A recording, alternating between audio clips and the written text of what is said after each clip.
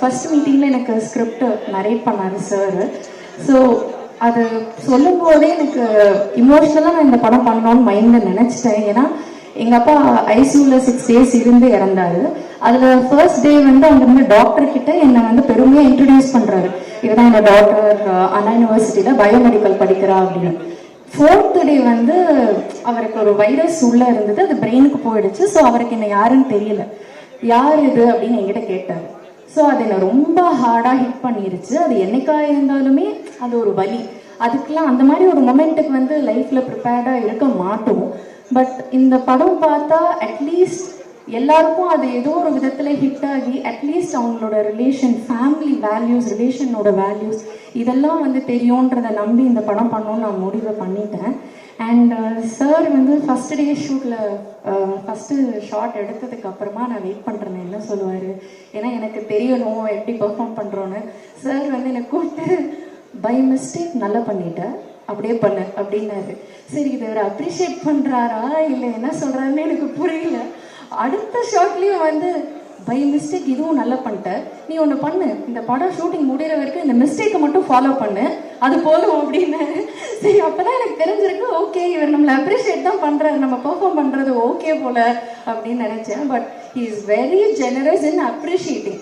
அது வந்து நான் சின்ன பொண்ணு, இவளுக்கெல்லாம் என்ன, இந்த பொண்ணுக்கெல்லாம் என்ன அப்ரிஷியேட் பண்ணுவோம் அப்படிலாம் நினைக்கவே மாட்டார். ரொம்ப என்ஜாய் பண்ணுவார். யாராவது நல்லா பெர்ஃபார்ம் பண்ணிட்டா, நான் பெர்ஃபார்ம் பண்ணும்போதுவே அவர் மானிட்டர் முன்னாடி சிரிச்சு சந்தோஷப்பட்டு கை தட்டி ஷபாஷ் இதெல்லாம் சொன்னதை நான் பார்க்கும்போது, அவர் வந்து சூப்பர் ஸ்டாரை டைரக்ட் பண்ண ஒரு பாஷாவோட டைரக்டர் மானிட்டர் முன்னாடி என்னை அப்ரிஷியேட் பண்ணுறாருன்னு எனக்கு அப்படியே புல்லரிச்சு நான் ரொம்ப எக்ஸைட்டடாக ஒர்க் பண்ண ஒரு ஃபில்ம் இது. அதை நான் மறக்கவே மாட்டேன். இன்னொரு ஷாட்டுக்கு அவர் பாஷா கூட சொன்னார் அவர் அறியாமல். ஸோ அதெல்லாம் it's a lifetime memory and gift for me. இது வந்து எனக்கு ஒரு பிளெஸ்ஸிங். தேவா சார் அவர் சச் அ பாசிட்டிவ் பர்சன். அவரை பார்த்தாலே ரொம்ப தெய்வீகமாக இருக்கும். ஒரு 9 years பேக் வந்து நான் அவரை மீட் பண்ணியிருக்கேன்.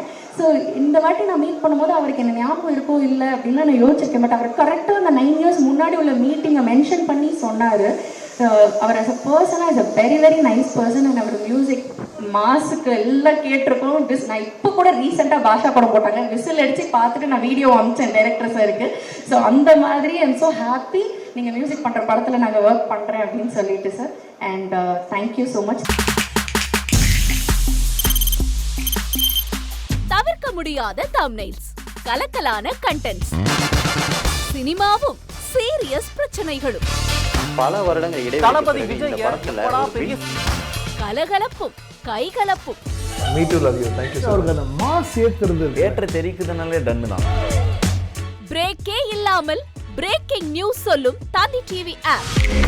இன்ஸ்டா தலைமுறை வரை இறங்கி அடிக்கும் தந்தி டிவியின் டிஜிட்டல் எக்ஸ்க்ளூசிவ். அது தண்ணிக்குள்ள போகும்போது ஹேங் ஆயிடுச்சு.